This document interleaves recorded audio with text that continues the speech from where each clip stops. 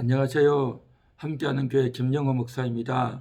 오늘은 2020년 12월 12일 2일 토요일 내 영혼아 깨어나라 시간입니다. 오늘 성경은 시편 107편 9절 그가 사모하는 영혼에게 만족을 주시며 줄인 영혼에게 좋은 것으로 채워주심이로다. 아멘. 사모하는 영혼, 줄인 영혼에게 만족을 주시고 좋은 것을 주신다. 그렇게 말씀하고 있습니다. 우리 영혼이 사모하고 우리 영혼이 굶주린다고 하는 것, 이것은 정말 영적인 실체, 진정한 하나님이 원하시는 것, 또한 우리 영혼이 이루어야 될 그러한 소망, 또 아름다운 상태인 것입니다. 이 굶주린다고 하는 것, 여기에 대해서 우리가 좀 생각하기 원합니다. 언젠가 히딩크가 이런 말을 했다고 하죠. 우리는 아직도 승리에 굶주려 있다. 2002년 월드컵을 할 때에 유럽의 또 남미의 축구 강호들을 깨뜨리고 예선을 통과하고 또 16강, 8강 올라갈 때 아직도 우리는 승리에 굶주려 있다 라는 유명한 말을 해서 아주 유명해졌죠. 그 말이 뭡니까? 굶주렸다는 것은 여태까지 큰 기적을 이루고 이렇게 예선을 통과해서 본선에 온 것만 해도 참 대단하지만 아직도 우리는 더 이겨야 된다라는 그러한 의지의 표현이었던 거죠. 그래서 그 말이 대유행을 했죠. 그리고 언젠가 어떤 선수가 그랬죠. 나는 아직도 승리에 목말라 있다. 나는 아직도 금메달이 배고프다 라고 하면서 더 내가 그것을 갈구한다, 간절히 원한다, 어렵고 험난한 길이지만 내가 더 승리하고 이겨내야 되겠다 라는 그런 의지의 표명이었던 것이죠.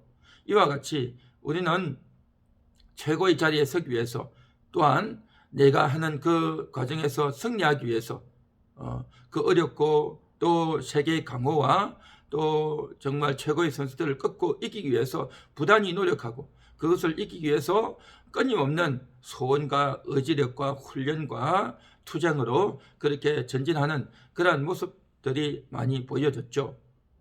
그래서 우리가 뭔가에 배고프다라고 하는 것은 단순히 내가 밥을 먹지 못해서 어떤 음식을 먹지 못해서 배고프다는 것이 아니라 정말 그 어려운 목표를 향해서 반드시 달려가서 성취해내겠다라고 하는 그러한 의지의 표명인 것이죠. 이와 같이 세상의 사람들은 자신이 원하는 어떠한 목표 또 어려운 과정들을 이겨내기 위해서 내가 배고프다라는 표현을 쓰죠. 그런데 성경에서도 보면 굶주린 영혼, 배고픈 영혼에게 좋은 것으로 채워주신다라고 말을 합니다. 어떤 제가 영상을 보니까 이런 말을 하더라고요. 어떤 심령술사 같은데 어떤 사람이 찾아왔고 그 사람의 그 심령을 치료해 준다라고 하면서 그가 체면 상태에서 남긴 말이다라고 하면서 이런 말을 하더라고요. 사람이 죽을 때에 돈은 가져가지 못하지만 반드시 가져가는 것이 하나가 있다. 그것은 바로 인생에서 좋은 경험이다. 좋은 경험을 쌓으면 그 좋은 경험은 반드시 이 세상을 떠날 때에, 이성을 떠날 때에 가지고 간다. 그런 말을 하더라고요. 어떻게 보면 참 일리가 있어 보이고 그래 좋은 경험을 해야지, 아름다운 추억을 가져야지, 당장은 답답하고 힘들고 고통스럽지만 그것을 통해서 좋은 경험을 쌓아가면 그것이 자기에게 좋은 이득이 될 거다라는 이야기를 하더라고요. 굉장히 일리 있어 보이는 그런 말이지만, 그런데 이러한 자들은 항상 정확하고 구체적인 것으로 말하지 않습니다. 그 좋은 경험이 뭔지를 이야기하지 않습니다. 굉장히 사람들에게 일리 있어 보이는 말을 하지만 사실은 그것은 다 헛된 것이죠. 성경은 구체적으로 천국에 대한, 하나님에 대한, 진리에 대한 경험을 말하고 있지 그렇게 애매하게 추상적으로 좋은 경험이라고 말하지 않습니다. 제가 이 시간 무슨 이야기를 하느냐 하면, 정말 우리에게 필요한 것은 그런 추상적인 좋은 경험, 또한 이 세상에서의 그 승리, 게임에서의 승리, 시합에서의 승리, 그러한 것에 굶주린다, 그러한 것들이 아니다. 그것들은요 솔로몬이 이미 다 누려봤던 겁니다. 이 세상에서의 그 좋은 즐거움과 성공과 또 내가 이루고자 하는 그 목표들을, 물질적인 정신적인 목표들을 다 이루었어요. 다 이루었지만 그 솔로몬의 결론은 헛되다라는 것이에요. 헛되다라는 거죠. 또 어떤 사람은 이 세상 곳곳을 여행을 하면서 다른 사람들은 어떻게 사는지 그러한 것들을 경험해 보기를 원한다 라는 이야기를 하죠. 또 유대인들은 자녀들을 낳으면 온 세계에 보내서 여행을 시킨다는 거예요. 그래서 한 15살, 한 18살 되면 온 세계에 편도 비행기 표만 끊어주어서 그곳에 갔다 오라는 거죠. 그러면 돌아올 편은 어떻게 합니까? 너가 거기서 돈 벌어서 가져와, 다녀와 라고 말을 한다는 거죠. 그것이 유대인들이 자녀를 교육시키는 방법이라고 합니다. 그렇게 자기가 스스로 경험을 해봐야 고생해보고 돈도 벌어보고 억울함도 당해보고 고통도 당해보고 내가 거기서 살아나려고 버티고 애를 써야 된다는 거죠. 그래야 이 세상, 험난한 세상을 이길 수 있는 그러한 용기와 지혜와 아이디어가 자기가 스스로 터득하는 것이라는 거죠. 그런 자녀들이 훌륭한 그러한 자녀가 될 수 있고 앞으로 큰 인물이 될 수 있고 돈을 버는데 대단한 실력을 스스로 터득한다는 거죠. 굉장히 일리 있어 보이는 말이지만 그렇게 해서 배워서 뭘 배우겠습니까? 돈 버는 것, 세상 처세술, 그거죠. 정말 우리는 단순한 경험, 세상을 이겨낼 수 있는, 내 스스로를 이겨낼 수 있는 용기와 경험이 중요한 게 아니라 무엇에 대한 용기고 어떤 경험이냐 하는 거죠. 성경은 분명히 말합니다. 하나님을 만나는 경험, 하나님의 말씀을 적용하는 경험, 하나님의 은혜를 경험하는 그러한 소중한 체험, 이게 중요한 거죠. 하나님의 은혜가 아니면, 하나님을 만나는 경험이 아니면, 진리를 깨닫는 경험이 아니면 그 어떤 경험도 다 헛된 겁니다. 공자는 이런 말을 했다고 하죠. 배우고 익히면 이 또한 기쁘지 아니한가. 그렇죠. 공부하는 즐거움 얼마나 좋습니까? 저도 공부하는 즐거움이 굉장히 좋았어요. 끊임없이 공부하고 연구하고 공부할 때 깨달아지고 새로운 것을 더 알고 싶고 더 집착하고 더 정말 공부하고 싶고 더 많이 그것을 알고 싶고 답을 찾고 싶고 외우고 또 공부하고 답을 찾고 이러한 과정들이 얼마나 재미있고 유쾌하고 짜릿한지 모릅니다. 저도 그런 경험을 해봤지만 그러나 예수를 아는 경험, 정확하게 내가 그것을 통해서 알고자 하는 것은 나에게 답을 주시고 나에게 은혜를 주시고 깨닫게 하시는 그분의 주체가 있는데 그분은 하나님이라는 거죠. 하나님이 그것을 깨닫게 하신다는 거죠. 그러나 공자나 이 세상의 철학자나 이 세상에 그러한 유명한 말을 하는 자들은요, 자기가 깨닫는 거예요.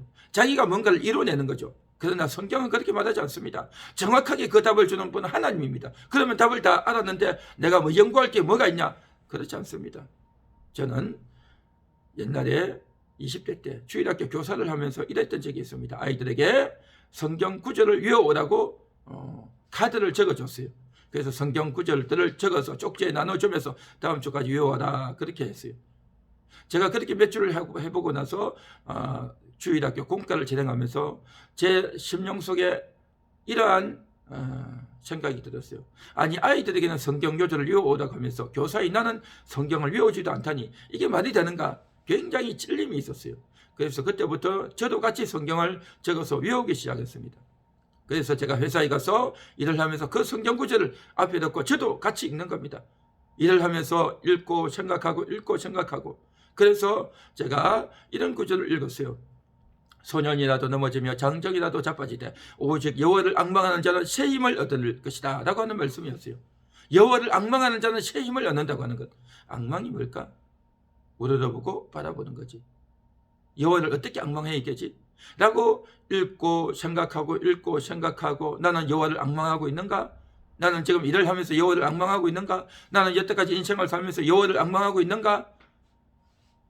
텔레비전 보면서 좋은 책은 보면서 나는 여호와를 앙망했는가? 정말 그렇지 못했더라고요. 그렇게 성경 구절을 읽으면서 늘 생각하고 묵상하는 겁니다. 일을 하면서 생각하고 또 버스를 타면서 생각하고 버스를 타러 가는 곳까지 걸어가면서 그 쪽지를 들고 생각하고 또 정류소에서 버스를 기다리는 동안 생각하고 차를 타고 옮겨가는 30분, 1시간 동안 그 말씀을 생각하고 계속 말씀을 생각하니까요. 기다리는 시간이 지겹다. 기다리는데 바람이 불어서 추웠다. 날씨가 너무 더워서 힘들다. 차를 타고 가면서 차창 밖에 아무 생각 없이 멍하니 정말 창만 바라보고 생각하는 것, 바람만 보고 있는 것이 아니라 하나님을 생각하는 거예요. 말씀을 생각하는 겁니다. 정말 그렇게 하니까요, 차를 타러 가는 시간, 기다리는 시간, 이동하는 시간, 보통 1시간, 2시간 걸리잖아요. 출근 시간 그렇고 퇴근 시간. 그런데 그 시간이 얼마나 유익한지, 얼마나 그 시간에 하나님 말씀을 읽고 묵상하는 시간인지, 정말 그렇게 하니까 너무 재미가 있어요. 너무 감사해요. 그러니까 하나님 말씀이 배고픈 겁니다. 그렇게 해서 읽었던 그 구절이 얼마나 귀하고 감사한지요, 제가 그 구절을 버릴 수가 없었어요. 그래서 그걸 모아놨어요. 그래서 제가 1992년 한 해는 그것을 큰 전지 2장을 붙여가지고 저희 집 벽면에다가 붙였어요. 날마다 그 딱지를 하나씩 붙였어요. 버릴 수가 없었어요. 내가 외웠고 하나님을 찾았던 그 구절이 얼마나 귀한지. 그래서 1년 동안 그걸 딱 붙였어요. 그리고 그 다음에도 붙였어요. 큰 벽면에다 그걸 전지 2장에다가 붙여놓고 하니까 얼마나 감사한지. 그리고 나서 제가 목회자가 되고 난 이후에는 설교 원고를 하나님이 나에게 주셨던 그 말씀, 그 귀한 말씀을 버릴 수가 없어요. 그래서 클리어 파일에다가 다 저장을 했어요. 그리고 나중에는 컴퓨터를 작업을 하면서 컴퓨터 안에 있는 것을 다 차곡차곡 보관하고 저장하고. 왜냐하면 하나님이 나에게 귀한 말씀을 주셨다. 그 말씀이 얼마나 귀한지, 얼마나 정말 소중한지, 하나님이 나에게 주신 이 말씀을 날마다 보관하는 겁니다. 지금은 유튜브에 그것을 저장하고 보관하면서 하나님의 말씀을 귀하게 여기고, 날마다 하나님의 말씀을 받아야 되겠다.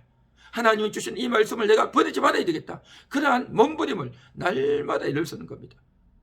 그래서 날마다 설교를 하고 말씀을 준비하면서 아직도 나는 굶주렸다. 하나님 말씀에 굶주렸다.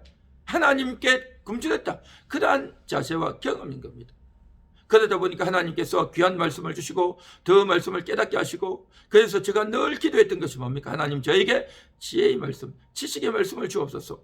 말씀에 굶주리고 하나님께 굶주리니 하나님이 날마다 주시고 또 그렇게 주셨습니다. 그렇습니다. 우리는 일을 하면서 돈에 굶주리고 사람에 굶주리고 사람의 인정에 굶주리고 또 내가 뭔가를 이루고자 하는 성공에 굶주리는 것이 아니라 하나님께 굶주리는 겁니다. 하나님 말씀에 굶주리는 겁니다. 하나님을 만나고 싶어서 굶주리는 겁니다. 그렇게 굶주리고 애를 쓸 때 하나님께서 반드시 좋은 것을 주시고 또 만족함을 주실 줄 믿습니다. 기도합니다. 하나님 감사합니다. 오늘도 우리가 세상에 굶주리고 그냥 단순히 아무거나 경험하는 것이 아니라, 내 인생 자체가 짜릿하고 새로운 경험 자체가 아니라 하나님에 대한 굶주림, 하나님께 대한 새로운 경험이 되어지게 하옵소서. 그래야 할 때 우리 영혼이 얼마나 짜릿한지, 얼마나 대단한지, 이웃을 돕기 위해서 굶주리고 하나님을 만나기 위해서 굶주리고 정말 하나님의 말씀을 이루기 위해서 굶주린다면 하나님께서 더 놀라운 은혜와 경험을 주실 줄 믿습니다. 예수님의 이름으로 기도합니다. 아멘.